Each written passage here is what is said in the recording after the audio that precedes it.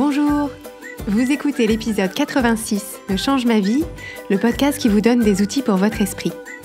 Je suis Clotilde Dussoulier, auteure, coach de vie certifiée et exploratrice de ma vie intérieure, et je partage ici les découvertes qui ont changé ma vie. Change ma vie est un podcast publié tous les jeudis et vous retrouverez les éléments et les ressources dont je parle sur le site changemavie.com. Abonnez-vous au podcast sur la plateforme de votre choix pour être notifié des nouveaux épisodes chaque semaine. Si vous aimez ce podcast, la meilleure façon de le soutenir est de laisser un avis 5 étoiles sur Apple Podcast ou sur la plateforme que vous préférez. Ça permettra à d'autres de le découvrir plus facilement. Cette semaine, je voudrais remercier Matt Paris qui a laissé le commentaire suivant, simple et efficace, un vrai shoot de bon sens. Donc merci Matt Paris pour ce commentaire simple et efficace. Et si vous aussi ce podcast vous est utile, je vous invite à laisser une note et un commentaire sur la plateforme de podcast que vous utilisez le plus communément. Cette semaine, on va parler ensemble de la notion d'échec et de la place que cette notion prend dans nos pensées et dans nos vies. Pour se mettre d'accord sur la notion dont on parle, la notion d'échec, c'est simplement le fait de ne pas atteindre le résultat escompté, désiré ou souhaité. Donc en fait, pour dire les choses en termes très simples, l'échec, c'est tout simplement l'absence du résultat escompté. Ce qui se passe, c'est qu'on s'attendait à un résultat, on avait mis en place un certain nombre d'actions pour obtenir un résultat qu'on souhaitait, qu'on désirait, et au bout d'un moment, on constate que le résultat n'est pas là. Donc en fait, dit comme ça, cette idée d'échec, c'est vraiment pas si terrible. Échec égale absence du résultat escompté. Et pourtant, dans notre imaginaire collectif, dans nos pensées, à chacun de nous pris isolément, le simple mot d'échec nous fait frémir et on craint parfois l'échec presque autant que la mort, voire plus encore que la mort. L'idée d'échouer nous terrifie, nous fait perdre le sommeil, nous tétanise, nous coupe tous nos moyens.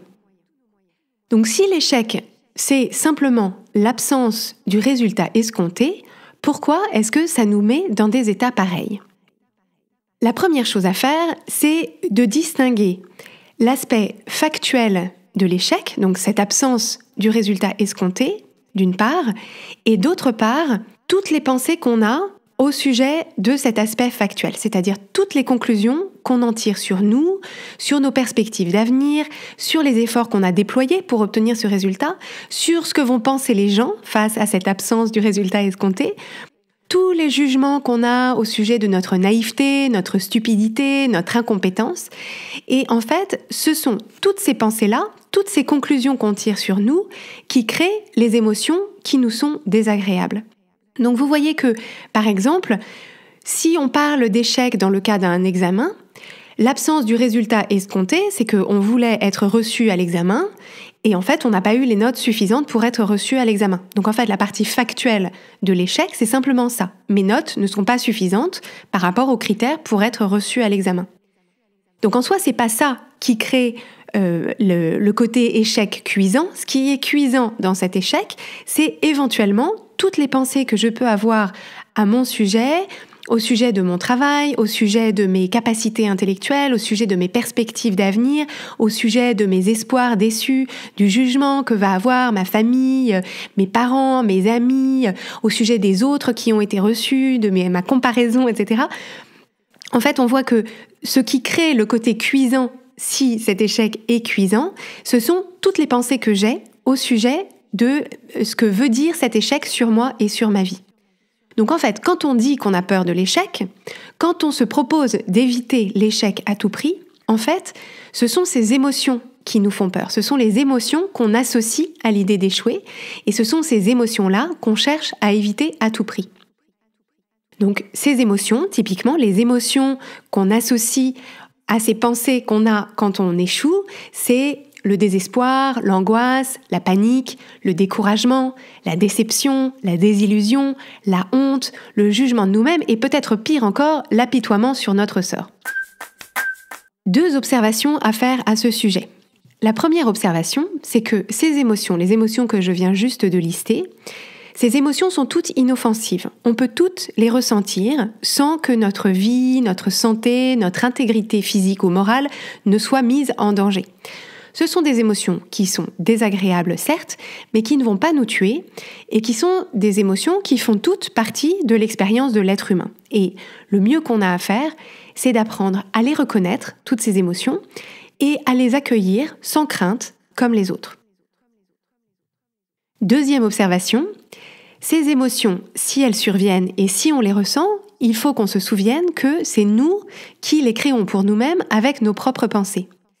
Vous le savez puisque vous écoutez ce podcast, ou peut-être si vous découvrez, vous pouvez vous replonger dans les premiers épisodes pour bien comprendre ces notions, mais toutes les émotions qu'on ressent, elles ne viennent pas de nos circonstances factuelles, mais des pensées qu'on a au sujet de nos circonstances factuelles.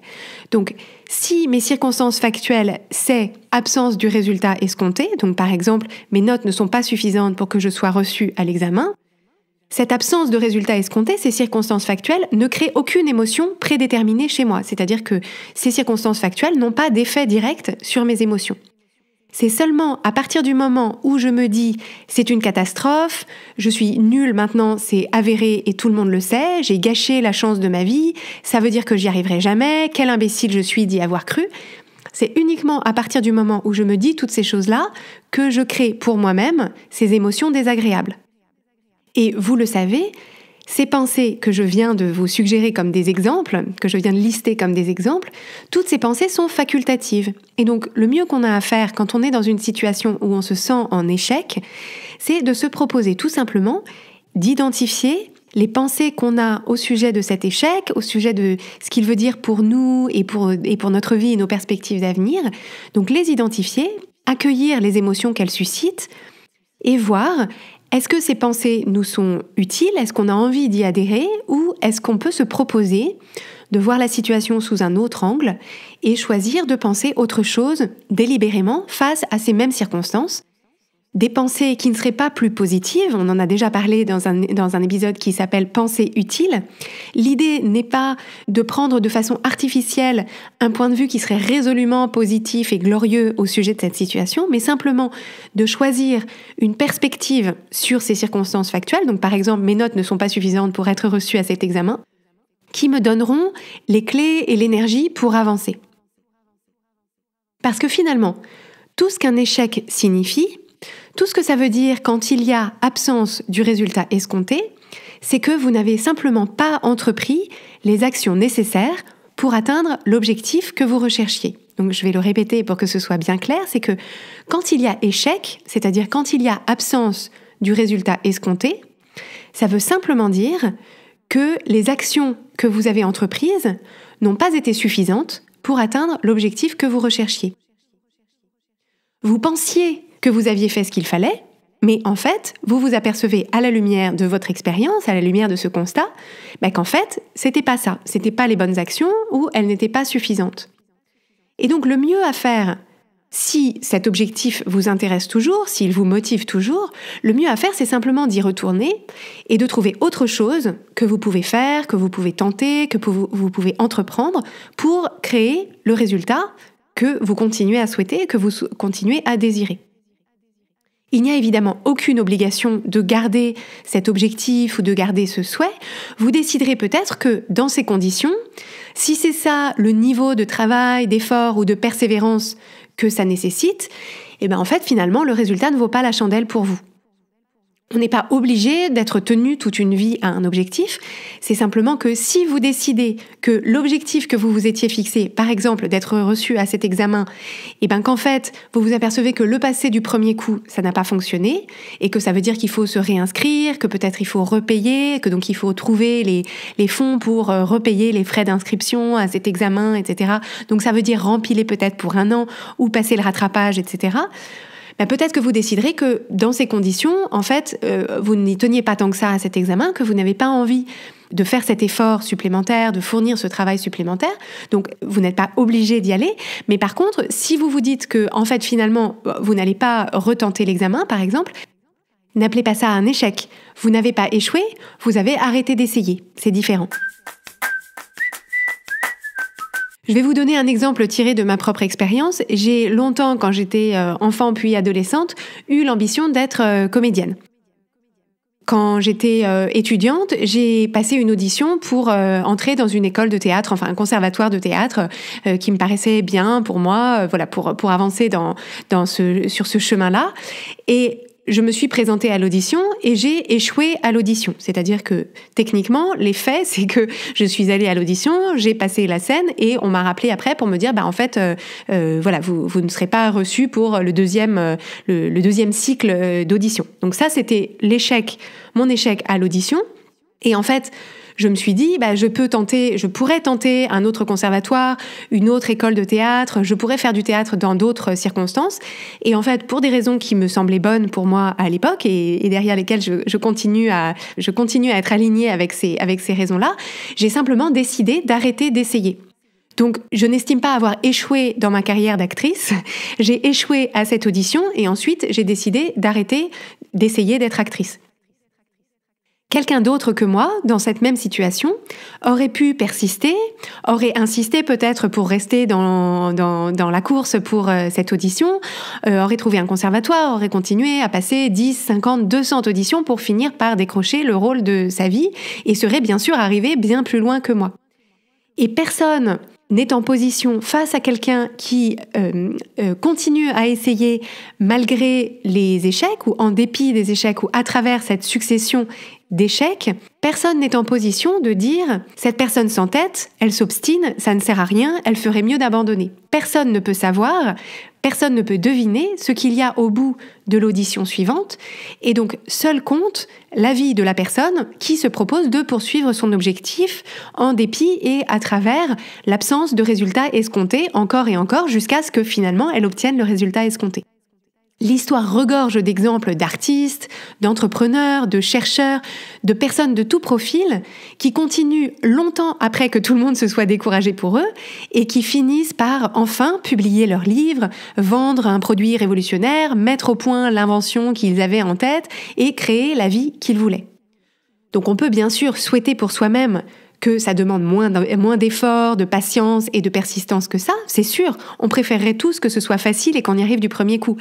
Mais le fait que ce ne soit pas facile et qu'il faille en passer par une série d'échecs, de refus, de revers, de déconvenus, le fait que ce ne soit pas facile ne change rien au fait que si vous voulez conserver une chance d'atteindre l'objectif que vous vous êtes donné, abandonner n'est probablement pas la meilleure stratégie. Je vous ai apporté cette semaine un premier éclairage sur cette idée de l'échec et de la peur de l'échec. Je vais vous laisser infuser sur cet éclairage pour cette semaine et je reviendrai la semaine prochaine pour décortiquer avec vous 3 mécanismes qui sont à l'œuvre dans cette idée de l'échec et de la peur de l'échec. Vous retrouverez toutes les informations sur le podcast sur changemavie.com où vous pouvez aussi vous inscrire à la newsletter pour recevoir 3 exercices simples pour mieux explorer votre esprit et tous les mardis, la Minute Change ma vie que vous aimez beaucoup pour les abonnés. Si vous avez envie de mieux vous approprier les outils dont on parle sur Change ma vie, d'avancer plus vite et avec plus de confiance, sachez que je propose un programme d'accompagnement. Ce programme s'adresse tout particulièrement aux femmes qui ont de jeunes enfants, qui travaillent, qui veulent tout faire tout bien tout le temps, mais qui s'épuisent et qui ont du mal à s'y retrouver dans tout ça. Donc moi, ce que je fais, c'est que à travers ce programme, c'est que je les aide à y voir plus clair, durablement, et à arriver à profiter enfin de cette vie qu'elles se sont donné tant de mal à construire. Si ça vous intéresse, je serai ravie d'échanger avec vous. Je vous donne rendez-vous sur la page changemavie.com/coaching pour obtenir plus d'informations. Abonnez-vous au podcast Change ma vie sur Apple Podcast, laissez-y votre avis si vous le voulez bien et suivez son actualité sur Instagram et sur Facebook sous l'identifiant Oui Change ma vie en un seul mot. Et n'hésitez pas à partager ce podcast avec vos amis qui auraient peur de l'échec si vous pensez qu'il pourrait leur être utile. Merci et à jeudi prochain.